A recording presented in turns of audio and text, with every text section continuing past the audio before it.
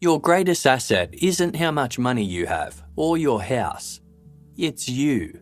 You matter, and you're awesome. Don't fight us on this one. Ask your friends. Visit betterhelp.com/casefile and take care of number one with some online therapy, because you deserve to invest in your greatest asset, you. As the weather begins to change, it's time to start thinking about a return to entertaining, whatever that looks like for you. From the excitement of a welcoming entryway to the comfort of a beautiful yet relaxed dining space, Article's newest collection invites guests to make themselves at home. Article is the easiest way to make your space look beautiful. Their team of designers focus on beautifully crafted pieces, quality materials, and durable construction. They take their inspiration from all things mid-century, Scandinavian, industrial, and bohemian. Not only do Article's pieces look amazing, you can expect to save up to 30% over traditional retail prices. Casefile composer Andrew loves the throw and rugs he ordered from Article. The quality of the Scandinavian-inspired items he ordered were second to none.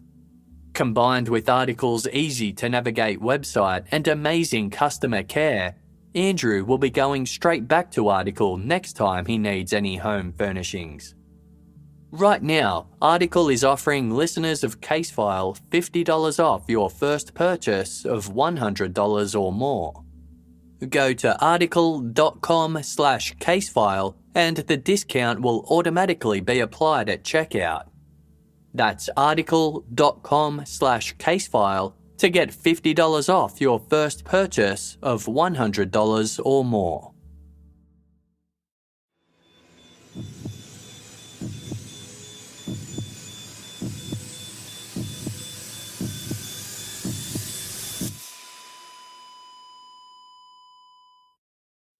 Our episodes deal with serious and often distressing incidents.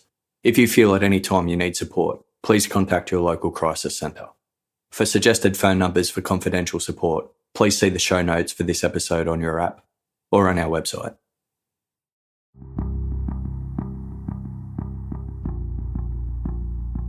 Cindy Paulson stood alone on the corner of East 4th Avenue and Denali Street in downtown Anchorage. 18-year-old Cindy was a sex worker who frequented the city's infamous Tenderloin district. With its array of bars and clubs, the area was typically a hotbed of potential clients. But so far, the night of Sunday, June 12, 1983 had been a quiet one. Then, shortly before midnight, a green Buick Sentry pulled up to the curb where Cindy stood. The male driver peered up at her from behind a pair of thick-rimmed eyeglasses. He propositioned Cindy and the pair began negotiating. After they'd settled on a price, Cindy climbed into the car's passenger seat. The man drove her to a secluded parking lot and turned off the engine. Within seconds, he'd produced a wood-handled .357 Magnum revolver. Aiming it at Cindy with one hand, he grabbed a pair of handcuffs from under his seat with the other. A smile crept across his pockmarked face as he restrained Cindy's wrists. "We're going to my house," he told her. He drove east along the Glen Highway, where the city's lights and noise were soon replaced by the dark stillness of suburbia. Turning down a cul-de-sac named Old Harbour Avenue, they passed several ranch-like family homes before pulling into a driveway that led to a single-storey, blue-grey weatherboard house. A pair of antlers hung above the door of a two-car garage. To its right was the main living area, with several windows overlooking the front lawn. No one stirred within. The remainder of the spacious property was equally silent and still, shadowed by tall aspen and birch trees. Dragging Cindy inside the house, the man took her down some stairs into a wood-panelled basement. What first caught her attention were all the taxidermied animals and hunting trophies that filled the room. Game birds, mountain goats, dull sheep, and caribou had been stuffed and mounted throughout. Walrus tusks and moose antlers decorated the walls. Beaver and wolf hides were scattered about. On the floor was a bearskin rug. In a moment of crystal clear clarity, Cindy realised that she was trapped in the lair of a man who liked killing.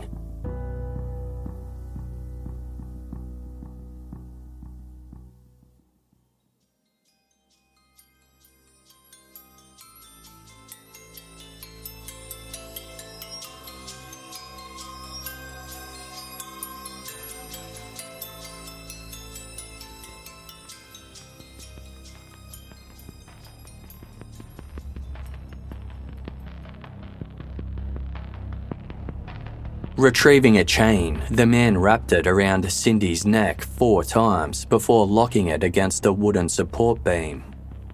Then he raped her, before settling down for a nap on a nearby sofa.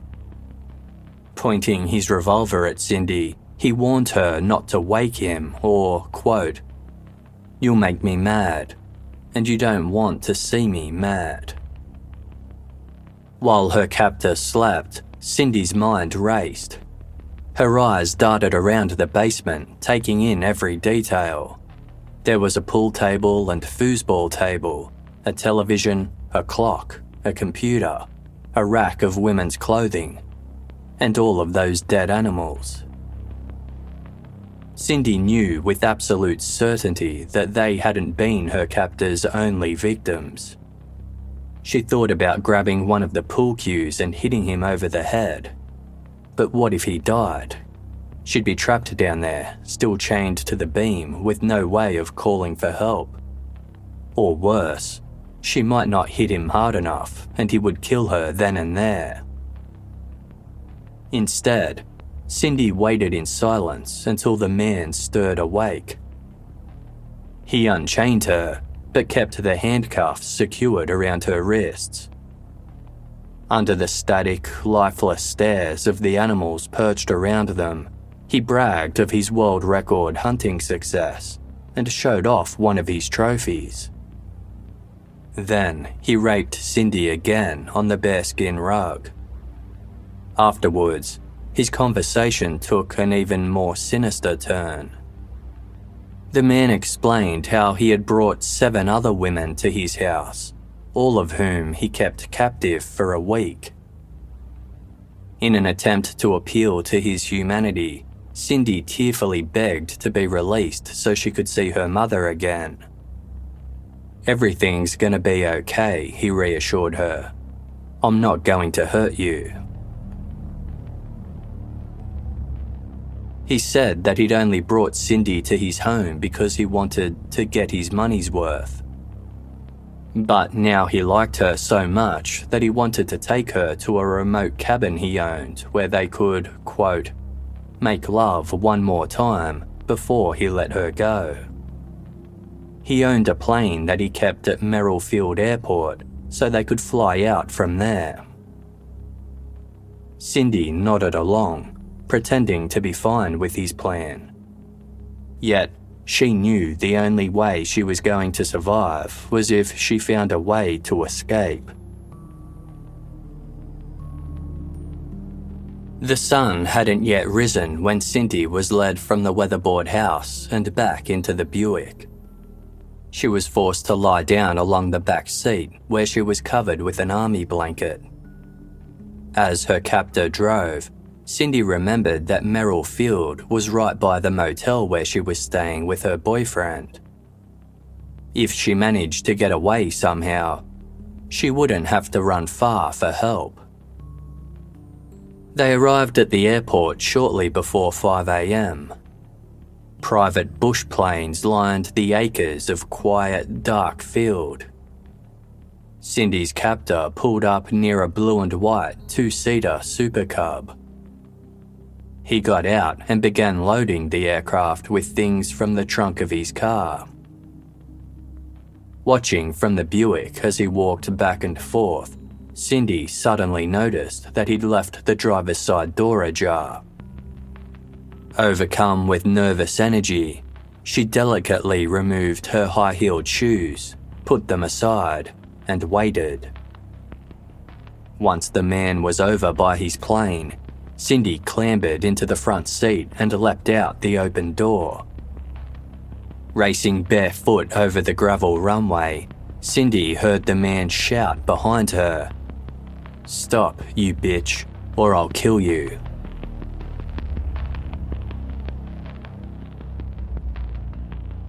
It took a moment for truck driver Robert Yount to register the strange sight before him. A young woman had bolted onto East 5th Avenue, waving her handcuffed hands in the air and screaming for help. As she sprinted towards Robert's truck, he leaned over to open the passenger side door. Launching herself inside, the woman yelled, "He's going to kill me. Get me out of here."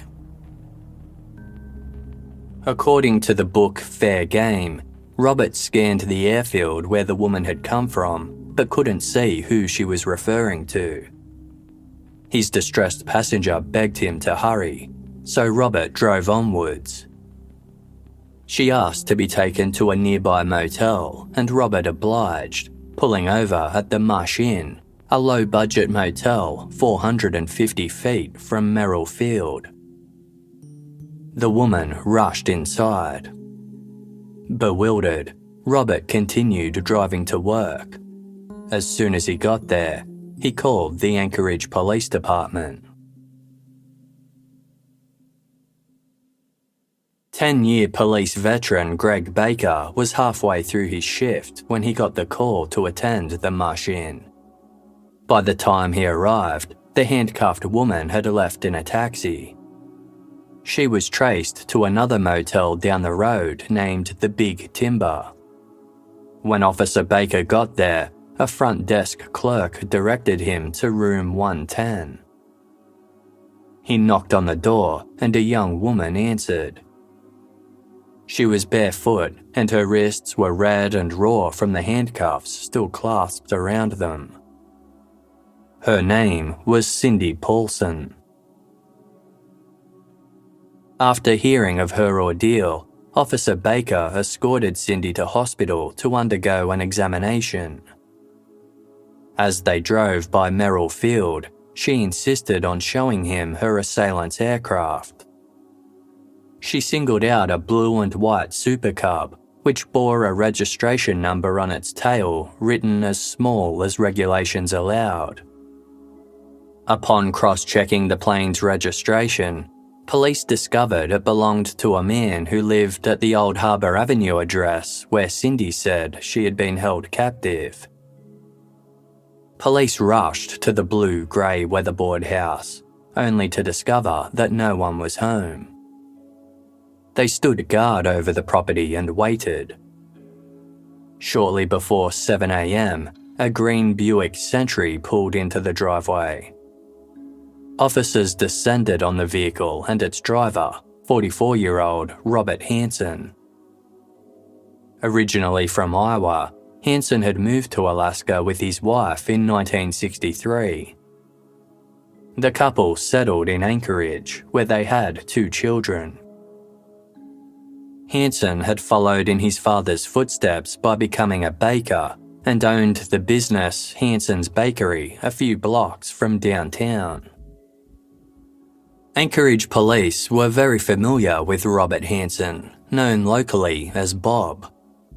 His bakery wasn't far from the station, so they visited often for coffee and donuts. Hansen was, by all accounts, a stable and religious family man. During his youth, he had been enlisted in the US military, and he'd since become an active member of the community.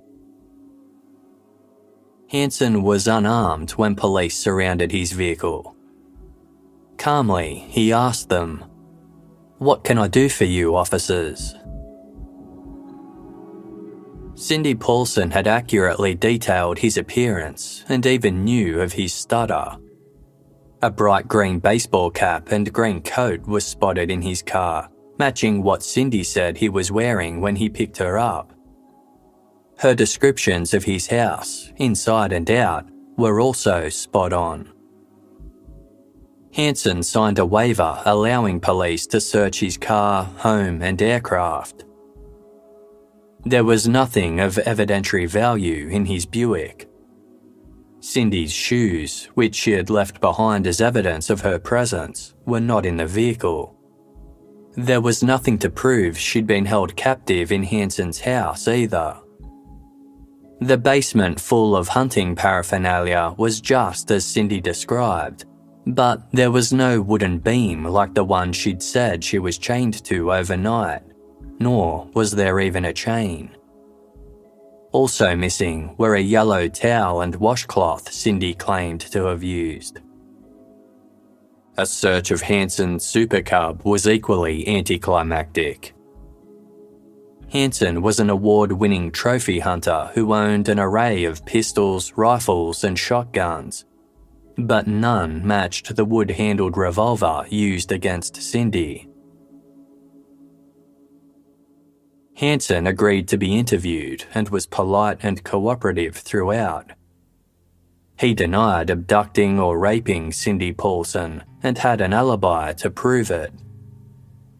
Half an hour before Cindy was abducted, Hansen went to the home of a friend named John Henning. He remained there all night, staying up with John until 5:30 a.m. drinking beer and planning a fishing trip. Afterwards, they headed to Merrill Field to install a seat in Hansen's Super Cub. John Henning confirmed Hansen's assertions. A physical examination of Cindy Paulson revealed evidence of vaginal penetration along with the presence of semen. But the examining doctor told investigators that Cindy only had abrasions around her wrists, not her neck, where she said a chain had been looped. Despite this, Cindy maintained her version of events. With Hansen's whereabouts fully accounted for, investigators presumed that Cindy was lying in some capacity. It was clear from her accurate description of both Robert Hansen and his property that Cindy knew him in some way, likely through her sex work. But whatever had happened to her the previous night, it couldn't have been at his hands. She likely did meet with a client, though the ordeal she described didn't add up. While Hansen was cagey about any history he might have had with Cindy Paulson, she was adamant that they had met once before. Cindy mentioned that Hansen had propositioned her previously from his Buick. As detailed in the book Fair Game, he had introduced himself using a different name. The two arranged to meet the night before her abduction, but he was a no-show. This prompted police to wonder whether Cindy harboured resentment towards Hansen for standing her up and costing her income. Was she implicating him in a crime for revenge? Skeptical investigators believed that this was a classic case of a sex worker getting into a disagreement with a client over money, what police described as, quote, a trick gone awry. Cindy was asked to sit a polygraph test. She skipped town with her boyfriend the very next day, never taking the test or informing police of her decision. This confirmed their suspicions that her version of events were heavily fabricated.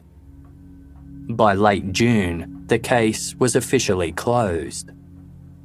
A note on its file stipulated that no further action was required. Despite this, Greg Baker of Anchorage PD's Sexual Assault Unit never wavered in his belief that Cindy Paulson had been telling the truth about Robert Hansen. Having heard her story firsthand and witnessed her obvious distress, his instincts told him she was genuine. While his colleagues were quick to dismiss Cindy's assertions based on a few uncertain details, there were overlooked or disregarded clues that hinted at Hanson's guilt. At the time of the attack, Hanson's wife and children were vacationing overseas, which gave him full reign of the house. His alibi had come from one of his longtime hunting and fishing friends, not exactly an unbiased and trustworthy third party. And while most people who faced such serious accusations were outraged or indignant, Hanson softly and confidently rebutted the crimes levelled against him. Then there was a statement given by a Merrillfield security guard on duty the morning Cindy said she was taken there. He had seen a green Buick Sentry arriving at around 5 a.m. and watched it move to a corner of the airfield. This correlated with Cindy's story. Shortly thereafter, a man wearing a green coat and bright green baseball cap ran out from behind a blue and white Super Cub plane.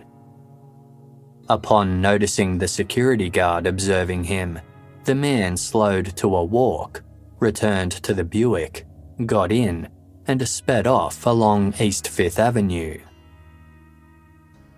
Sensing Robert Hanson was his guy, Officer Baker trawled through police records to see what he could uncover. To his surprise, Hanson's file was extensive.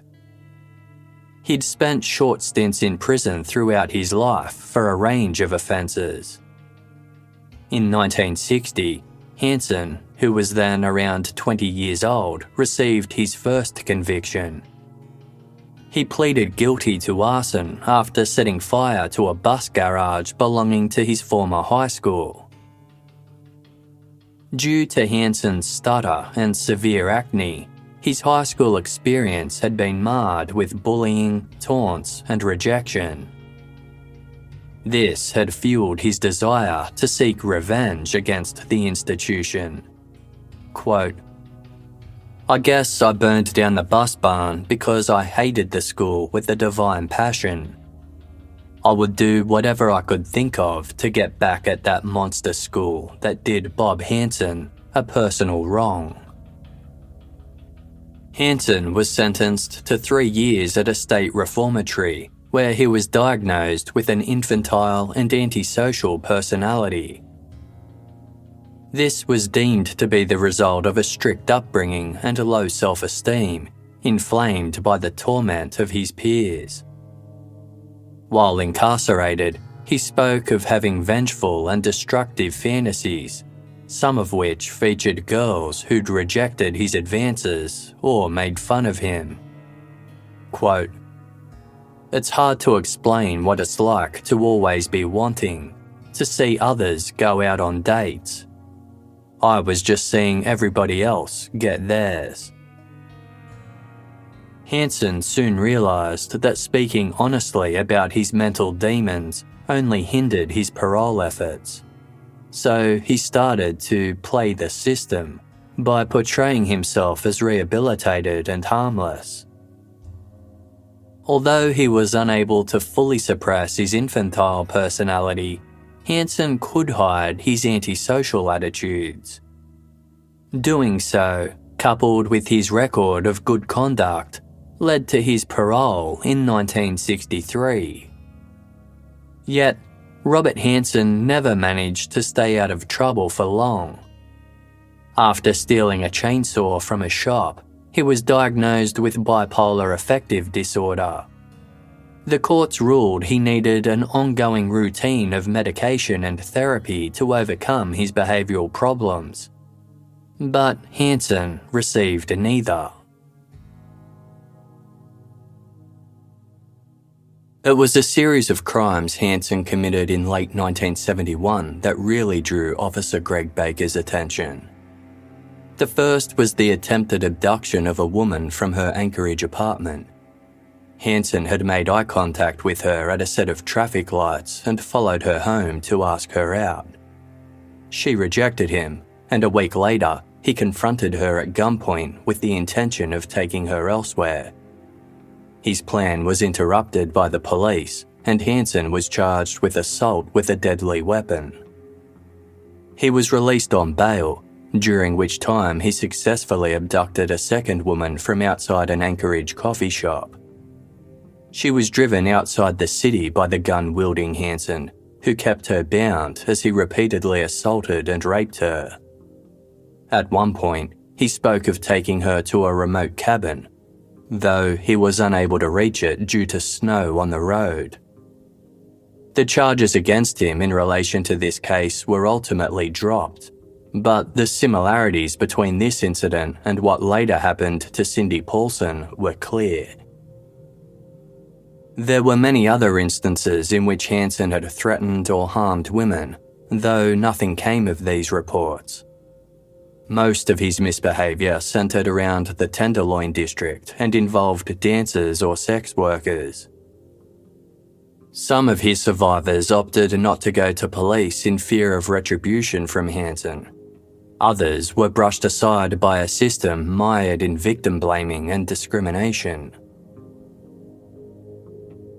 One night, police were called to the Great Alaskan Bush Company, one of Hansen's many regular haunts. Upon arrival, officers found Hansen and a dancer, Judy Russell, arguing out the front. According to reports, Judy had jumped off stage mid-performance and began clawing and kicking at Hansen. She told attending officers that Hansen had recently abducted her at gunpoint. At that time, Judy worked at a club called Embers, and Hansen had propositioned her for sex in exchange for money.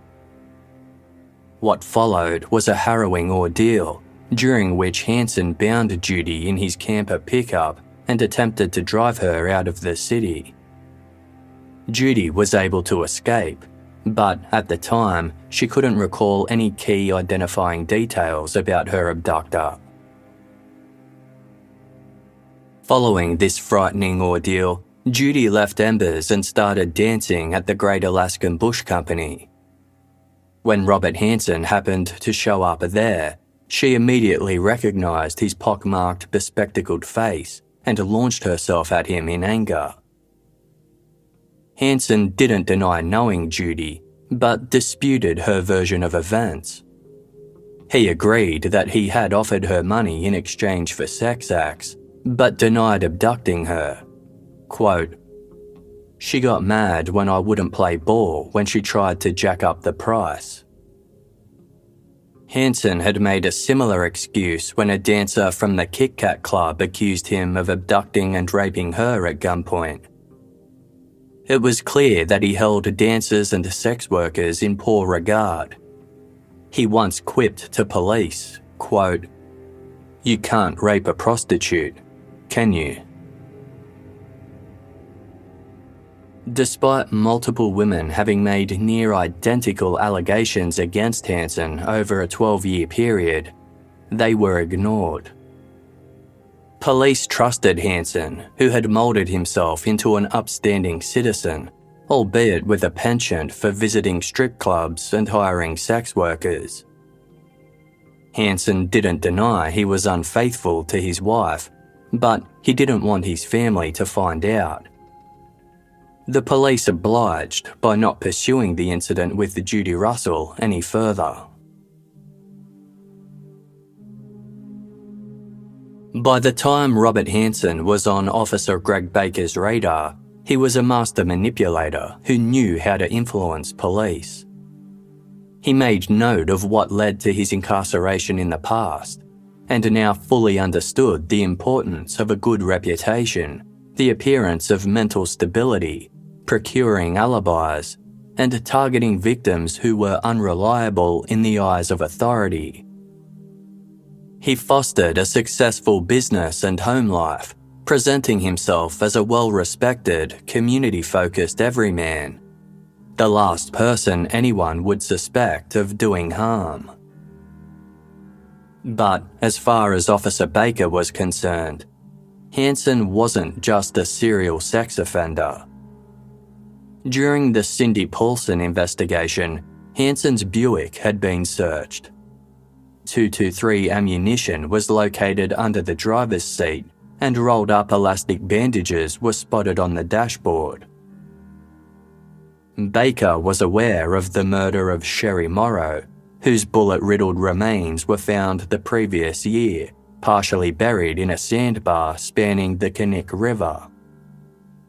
Sherry had been blindfolded with an elastic bandage, then shot with a .223 caliber bullet, as was Paula Goulding, who was also found in a shallow grave by the Knik River. Given Hansen's keen interest in hunting and his award-winning skill, Baker was certain he was the serial killer who had been killing women in the wilderness surrounding Anchorage. It appeared as though Hansen was carrying out his own fantasy version of the most dangerous game. The phrase came from a short story by Richard Connell, in which a big game hunter grows bored with the pastime and decides to hunt humans instead. The fictional character would release his captives into the wilderness, pursue them, then gun them down. Robert Hansen's criminal history showed an escalation in violence, and Officer Baker saw how this trajectory could result in murder. He put together a report on everything he had discovered about Robert Hansen and delivered it to the Alaska State Troopers headquarters, where it wound up in the hands of Sergeant Glenn Flothy. The sergeant was able to track down Cindy Paulson for an interview. She told him she was certain that Robert Hansen had been her abductor and was certain she would have been murdered had she not escaped at Merrill Field Airport. Sergeant Flothy, like Greg Baker before him, firmly believed Cindy. And the suspect profile of the serial killer prowling Anchorage that had been provided by the FBI's Behavioral Sciences Unit matched Hansen to a T.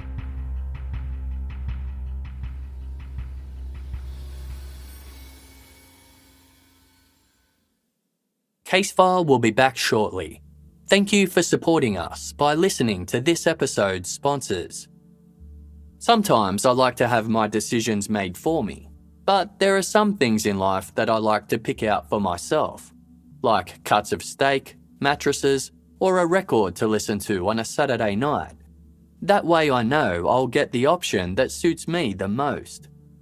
What if you could do the same for hiring? Choose your ideal candidate before they even apply. That's where ZipRecruiter's Invite to Apply comes in.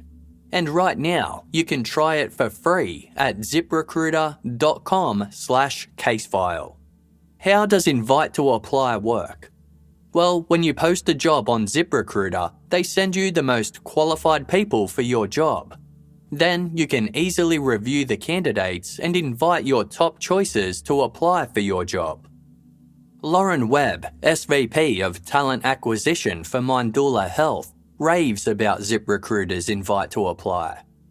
She says, "I love that feature because we have a much higher follow-through rate if I invite candidates. It's easy for me and it's easy for them. In fact, according to ZipRecruiter internal data, jobs where employers use ZipRecruiter's Invite to Apply get on average 2.5 times more candidates, which helps make for a faster hiring process. See for yourself. Just go to this exclusive web address, ziprecruiter.com/CASEFILE, to try ZipRecruiter for free. That's ziprecruiter.com/casefile.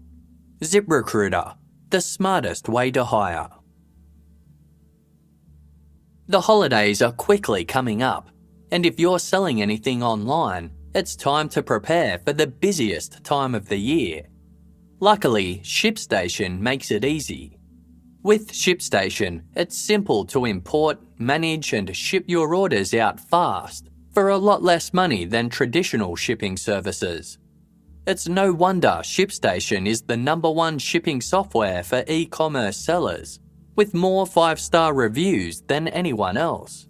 And now, the #1 e-commerce shipping solution in the United States is available in the UK, Australia, and Canada. No matter where you're selling, Amazon, Etsy, your own website, ShipStation funnels all your orders into one simple interface that you can manage from anywhere, even your smartphone. You'll even get amazing discounts with major carriers. Access the same rates usually reserved for Fortune 500 companies without the contracts or commitments. It's never too early to start prepping for the holiday rush, so get a head start with ShipStation. Our listeners can use offer code CASEFILE to get a 60-day free trial just in time for the holidays. That's 2 months of stress-free holiday shipping for free. Just go to ShipStation.com, click on the microphone at the top, and enter in CASEFILE. ShipStation. Make ship happen. Have you ever felt trapped when trying to decide on a healthy food option? When it comes to losing weight, there's a lot of pressure to label foods good or bad, but that just creates unnecessary dilemmas. No food should be totally off limits, and Noom is here to change how we see food with a psychology-based approach. Noom looks at what you eat, but more importantly, how you eat. There's no need to feel guilt or regret, and Noom empowers you to keep going. Instead of setting strict rules, Noom provides you with the knowledge to build smarter, more sustainable habits and behaviours. You don't need rules to lose weight, just the knowledge and wisdom to help you build smarter habits that you can stick to long term. CaseFile team member Jess has been using Noom for months now and is seeing great results. She's lost weight, has more energy, and can think more clearly. The program has fit into her life, and she hasn't had to follow punishing diet and exercise routines to get the benefits. All she needs to do is a daily 10-minute check-in through Noom's easy-to-use app to feel on track and motivated. Noom makes taking care of your health empowering instead of stress-inducing. If you're looking to make some positive changes to your well-being, start building better habits for healthier, long-term results. Sign up for your trial at noom.com/casefile. That's noom.com/casefile to sign up for your trial today. Do you identify as crypto curious? If you've thought about entering the world of cryptocurrency but felt a little overwhelmed, Coinbase makes learning to buy and sell simple. Coinbase offers a trusted and easy-to-use platform to buy, sell, and spend cryptocurrency. They support the most popular digital currencies on the market and make them accessible to everyone. In addition, Coinbase offers portfolio management and protection, learning resources, and a mobile app so you can trade securely and monitor your crypto all in one place. Millions of people in over 100 countries trust Coinbase with their digital assets. So whether you're looking to diversify, just getting started, or searching for a better way to access crypto markets, start today with Coinbase. For a limited time, new users can get €5 in free Bitcoin when they sign up at coinbase.com/casefile. Sign up at coinbase.com/casefile for €5 in free Bitcoin. This offer is for a limited time only, so be sure to sign up today and start trading like a pro. That's coinbase.com/casefile. Thank you for listening to this episode's ads. By supporting our sponsors, you support CaseFile.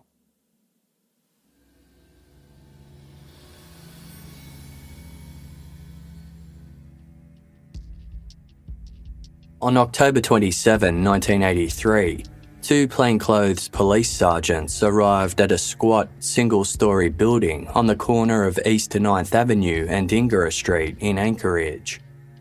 Merrill Field was just a few minutes' drive east, while the Tenderloin district was a short distance west. It was approaching 8:30 a.m. when the officers approached a shopfront with a sign above it that read, Hanson's Bakery. Nearby, a man in a white baker's uniform and apron was collecting something from a car. The officers approached him and asked, "Robert Hanson?" Hanson turned to face them. They asked if he would be willing to talk with them about some cases under investigation. "Sure," Hanson replied. As detailed in the book Butcher, Baker, Glenn Floethy had gone to a lot of effort to set up the interview room just so. Crime scene photos and pictures of the victims were arranged on a desk alongside stacks of manila folders. Some of the files were labelled with names of Hanson's hunting associates. A large map of the Knik River Valley was pinned to a wall. 2 X marks had been drawn inside a large circle. Scrawled in all capital letters next to this were the words, Hanson identified in this area. After being escorted into the room, Hanson was left there alone for a little while so he could take it all in. Soon, Glenn Floethy strode into the room and began his interrogation. Although Hanson admitted to having a criminal record, he insisted that was all in the past. Questioning dragged on for hours, covering every aspect of Hanson's history, from his initial charges of arson and theft to the allegations of abduction and rape. Interviewing officers stopped short of mentioning the murders, for now. They discussed Hanson's first known offence against a woman, the botched abduction of an Anchorage teenager from her apartment in 1971. When apprehended for this crime, Hanson claimed he had blacked out and therefore had no recollection of the event. As he sat before Sergeant Floethy in an interrogation room adorned with the faces of missing or murdered women, Hanson admitted that he had never really suffered any memory blackout in his life. According to the book Fair Game, this admission likely stemmed from Hanson knowing he wouldn't face any consequences for revealing the truth more than a decade later. But it did expose him as a liar. Soon, the line of questioning turned to Sherry Morrow. When shown a photograph of the murdered 23-year-old, Hanson asked, "Who's that?" He refused to admit any knowledge of her murder or Paula Goulding's. He did say that he occasionally visited the areas where their bodies were found, before adding, "I didn't shoot anybody. I would not hurt anybody."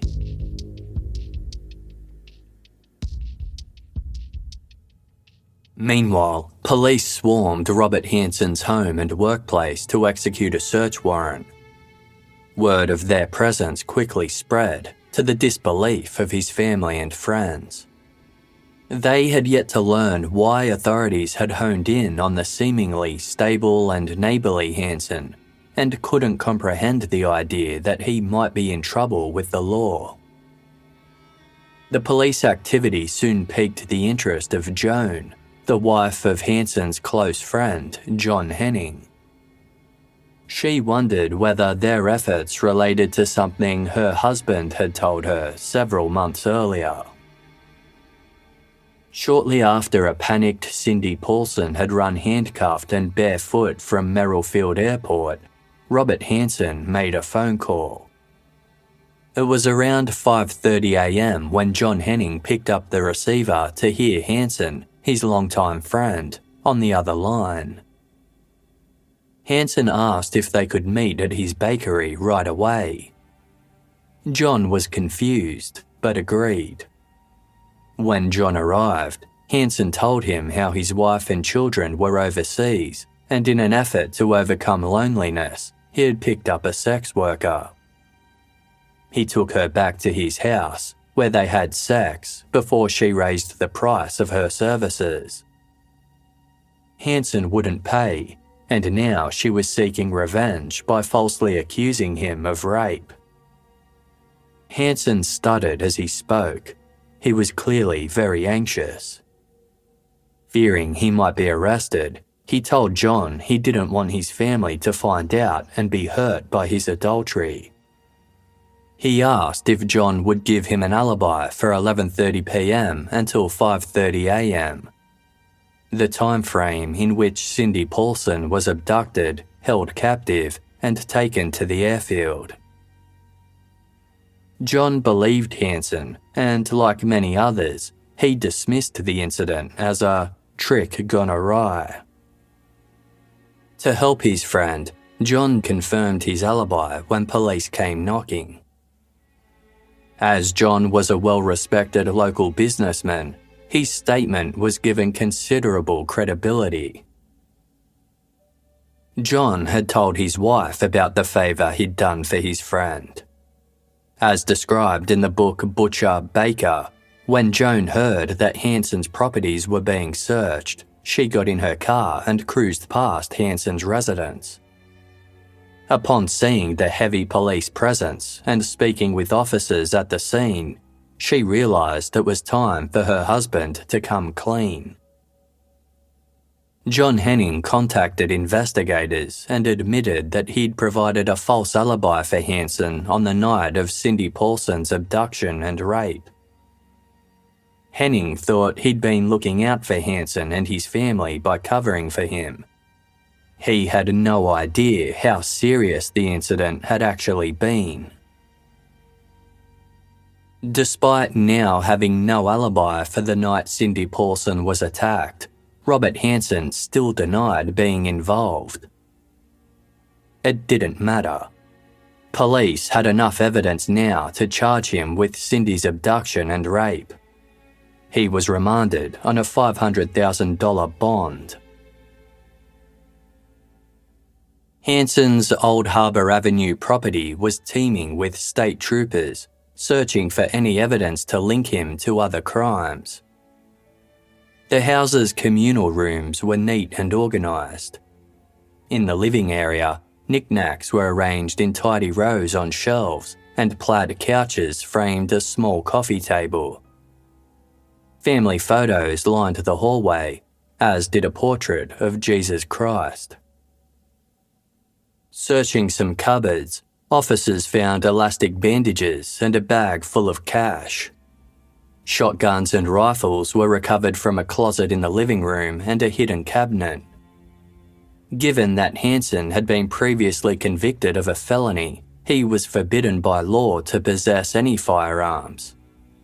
He would be charged accordingly. There was also a strange kit that contained tools for creating disguises, including a fake mustache, nail polish, and skin adhesive. A number of stolen goods were discovered, indicating Hansen's kleptomania had never gone away. The troopers made their way downstairs to the basement, where Cindy Paulson said she'd been held captive. They made their way around the room, carefully pressing against the wood-panelled walls. One portion suddenly gave way. Behind it was a small, secret room. In its centre was the wooden beam Cindy had described being chained to. After hours of meticulous searching, there was only one area left unexamined: the attic. One trooper offered to climb up into the small, cramped space. Crawling across the beams, he found a stack of animal hides. Continuing onwards, he felt with his hands for anything that might be hidden there. As he pressed into some insulation in one corner, it suddenly collapsed. Beneath it lay several firearms, including a .223 caliber Ruger Mini 14 rifle. There was also a little plastic bag that contained a number of women's rings, watches, and necklaces. One had an arrowhead pendant. There was another item found in Hanson's house that was particularly noteworthy. While examining the bedroom he shared with his wife, troopers uncovered a piece of paper stashed behind the bedhead. It was an aeronautical chart, a type of map designed to assist pilots in the navigation of aircraft. The map depicted a huge, sprawling overview of Anchorage and its outskirts. There was the Kinnick River Valley to the north of the city, the Kenai Peninsula that jutted out below, and the port city of Seward further south. The map had been marked with many little black asterisks. Most of them were dotted along the Kinnick River, though there were many others drawn further out. As Glenn Flothey studied the map, it suddenly dawned on him. Hanson had scrawled an asterisk on the exact locations where Eklutna Annie, Joanna Messina, Sherry Morrow, and Paula Goulding were found. In total, his map featured 21 such markings. Although Hanson was still only charged with abducting and raping Cindy Paulson, the case was already starting to look like the biggest Alaska had ever seen. Investigators had more evidence of the enormity of his crimes, including Hanson's Ruger rifle, which was confirmed to have fired the bullets that killed Sherry Morrow and Paula Goulding. Furthermore, the friends and families of women missing from Anchorage's Tenderloin district had been shown the items of jewelry hidden in Hanson's attic, many of which were recognised as having belonged to their loved ones. The arrowhead pendant was the spitting image of a necklace that Sherry Morrow was known to wear every single day. Business cards that featured the names of some of the missing women were also discovered in Hanson's garage. Prior to Hanson's arrest, a renowned criminal profiler had stated that the person responsible for the murders would be collecting keepsakes from each of his victims, like a trophy hunter hoarding parts of the animal they had killed as a representation of their success and to relive the hunt from memory. With the evidence against Hanson adding up, it was believed he could be compelled to confess. After some negotiating, a deal was struck with his attorney. If Hanson pleaded guilty to the murders of Eklutna Annie, Joanna Messina, Sherry Morrow, and Paula Goulding, then his wife and children would be spared the humiliation and pain of a highly publicised trial. The case would be wrapped up quickly so as to receive little attention from the media, and Hanson could serve out his sentence in a federal penitentiary. On February 22, 1984, Hanson's attorney escorted him to a meeting with the prosecution team so he could provide a full confession. Hanson couldn't provide Eklutna Annie's true identity, but he said she was his first murder victim. He'd picked her up from downtown Anchorage and stabbed her to death north of the city. Joanna Messina from Seward was his second. Hanson killed her upon realising she was a sex worker who had no genuine interest in him. Posing as a high-paying photographer, Hanson lured Sherry Morrow, the first woman he took out to his Kinnick River Valley hunting grounds. Upon reaching the sandbar that spanned the river, Hanson brought his car to a stop and pulled Sherry out. She wasn't cooperating, so Hanson retrieved his rifle and sat under a tree waiting for her to settle. According to Hanson, Sherry stood over him, kicking and screaming, which prompted him to point the rifle up and shoot her. This claim contradicted evidence from the crime scene, which showed Sherry was blindfolded and had been shot 3 times in the back. After burying Sherry in the silt and sand, Hansen left with her arrowhead necklace as a keepsake. Paula Goulding suffered a similar fate in the valley. Then there was survivor Cindy Paulson, who Hansen finally admitted to abducting and raping. He also admitted to the murder of Andrea Altieri, a dancer who had vanished after meeting a man who was going to take her on a shopping spree. Andrea wore a custom-made necklace that featured a pendant in the shape of a fish, given to her by a friend. It was found among the jewelry stored in Hansen's attic. Hansen said he abducted Andrea just 2 weeks after he killed Sherry Morrow. He had driven Andrea, blindfolded and handcuffed, to the Kinnick Valley area and pulled up to an isolated spot near a railroad bridge. Hansen had brought another woman there a week prior and raped her, but ultimately let her go. Andrea endured a similar experience, though hers ended fatally. Hansen claimed Andrea had reached for his pistol, causing them to scuffle. Hansen pried it from her grasp, and as the fight continued, Andrea put her fingers behind Hansen's glasses and pressed them into his eye sockets. In response, Hansen shot her dead. He filled a duffel bag with gravel and tied it around Andrea's neck, before pushing her body off the railroad bridge into the Kinnick River below.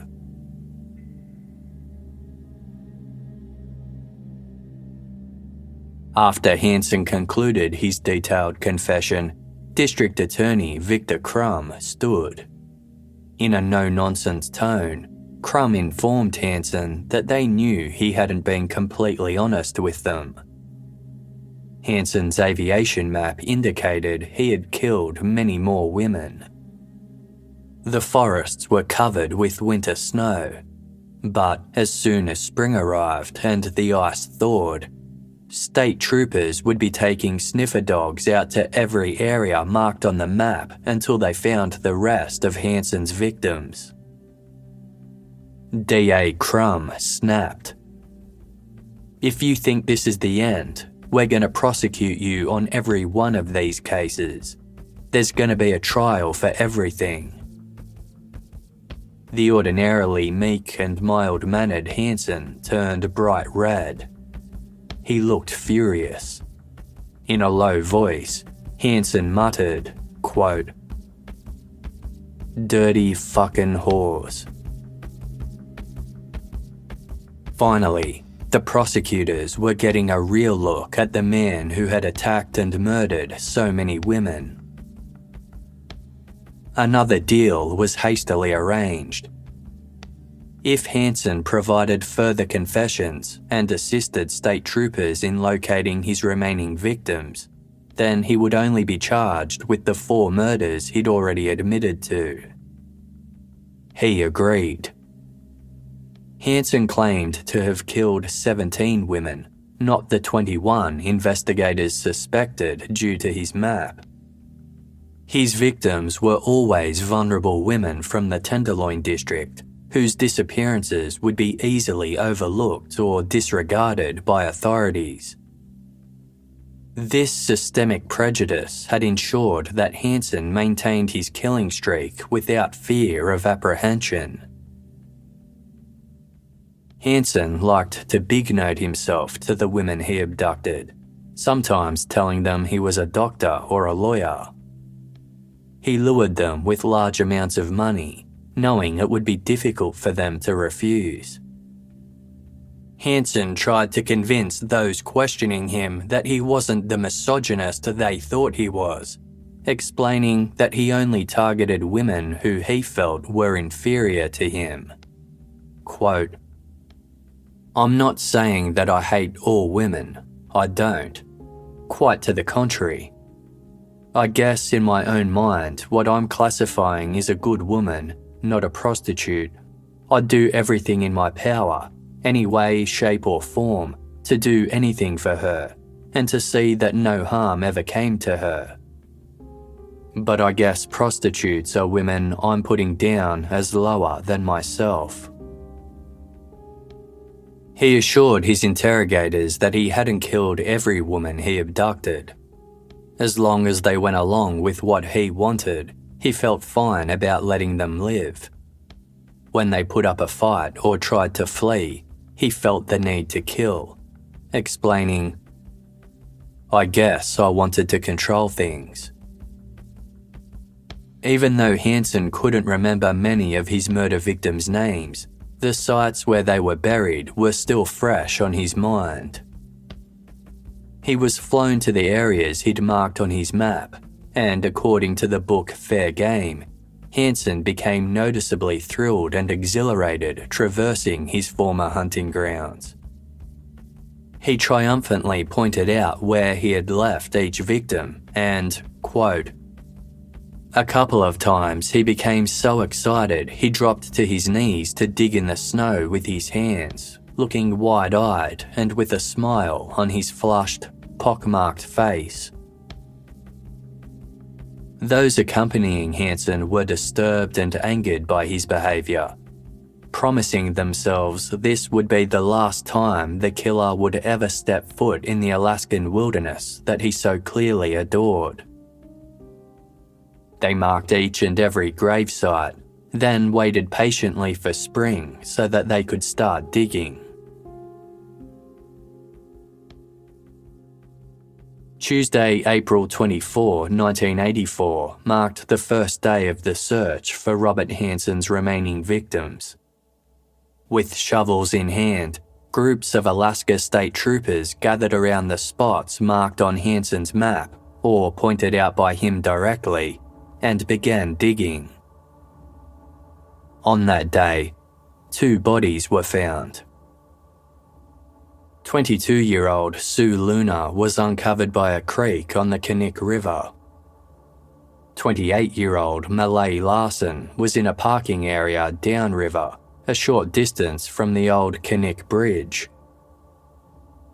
Over the next couple of days, a further 2 victims were recovered. The first was an unknown woman found by Horseshoe Lake, further inland and to the northwest of Knik River. Aged between 17 and 21 years old, she had been shot and stabbed. She was white with brown hair and dressed in jeans, a sweater, a coat, scarf and tennis shoes. Hansen couldn't recall her name, and despite efforts, investigators were unable to formally identify her. Like a Klutner Annie, they named this victim after the area where she was found, Horseshoe Harriet. The second body was that of 24-year-old Angela Fedden. Scavenging animals had reduced her remains to just a jawbone. 3 days later, 20-year-old Tammy Peterson was found on an island in the middle of the Knik River. 41-year-old Lisa Futrell was next on May 9, located south of the old Knik Bridge. Just over 1 week later, 22-year-old Teresa Watson was found at Scenic Lake, 30 miles southwest of Anchorage. Bloodhounds were taken to the remaining gravesites pinpointed by Robert Hansen, but had no luck finding anything. It was believed that if there were indeed bodies there at one point, they might have since been scavenged by animals or swept away by heavy rains in the sand and silt. In August the following year of 1985, an amateur pilot testing out his aircraft's new tyres came into land along the sandbar spanning the Knik River.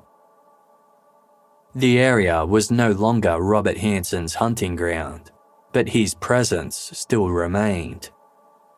While there, the pilot discovered human remains.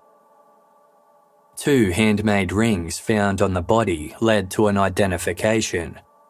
It was missing Anchorage woman, 20-year-old Delynn Frey. She would be known as Hanson's final victim, killed in April 1983, shortly after Paula Goulding. In the wake of Robert Hanson's crimes being publicly revealed, the media dubbed him the Butcher Baker, referencing his years of working as an unremarkable baker while secretly slaughtering women the entire time. The courtroom was packed when Hanson was sentenced for his crimes on Monday, February 27, 1984. Friends and families of the victims made up a large proportion of the spectators. Survivor Cindy Paulson was also there. At no time did Hanson show any remorse for his actions. Assistant District Attorney Frank Rothschild described Hanson as an extreme aberration of a human being, then added, "While he doesn't admit it, it's obvious from reading through and looking at where things started and where the women ended up. He hunted them down.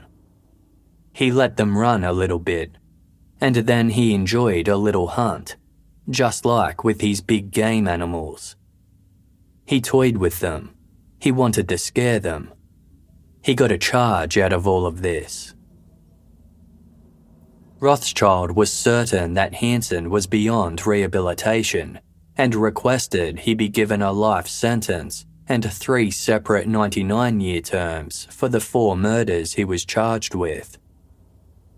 For the rape and abduction of Cindy Paulson, he asked for another 129 years.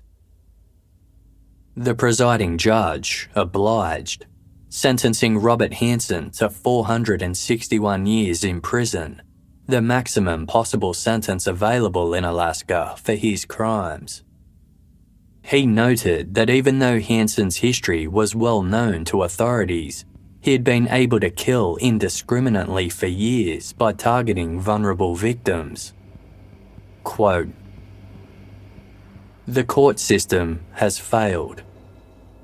If ever there was a case in which a man or defendant needed to be surveillanced for the rest of his life, it is this gentleman here, and it's been known for many years. Here we've turned a person loose several times, knowing he had the propensity for what he did. There's absolutely no excuse for it.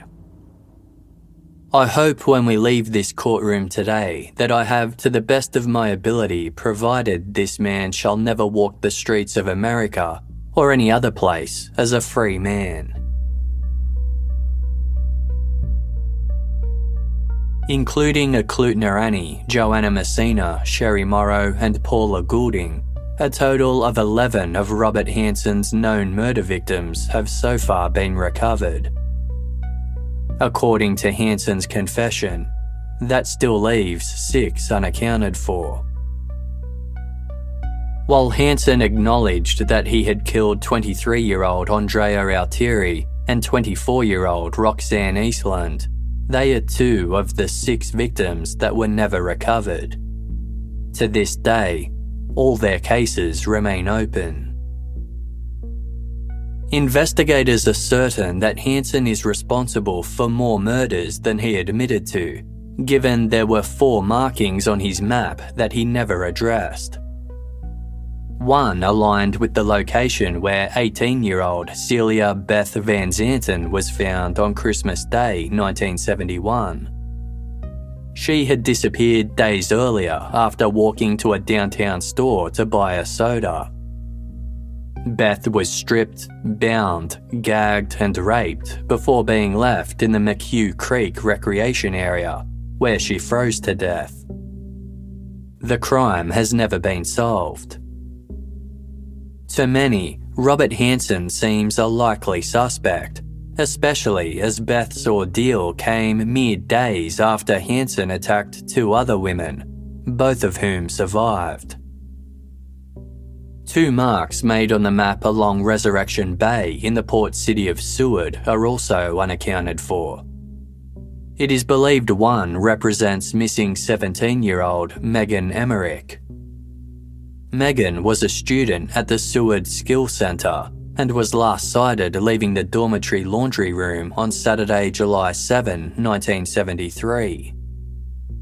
She hasn't been seen or heard of since. Hansen admitted to being in Seward on the day Megan vanished, but denied crossing paths with her.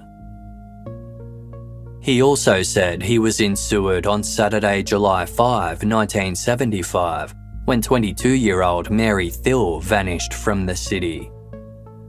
Although Hansen also denied having any involvement in Mary's disappearance, it is speculated the second Seward-based asterisk hints at her burial location. Both Megan Emmerich and Mary Thill's cases remain unsolved. Robert Hansen was incarcerated at a number of different penitentiaries before serving the majority of his sentence at a correctional centre in Seward. In 2014, he was transferred back to Anchorage to be admitted to Alaska Regional Hospital as he was battling chronic illness. He died on August 21 of that year at the age of 75.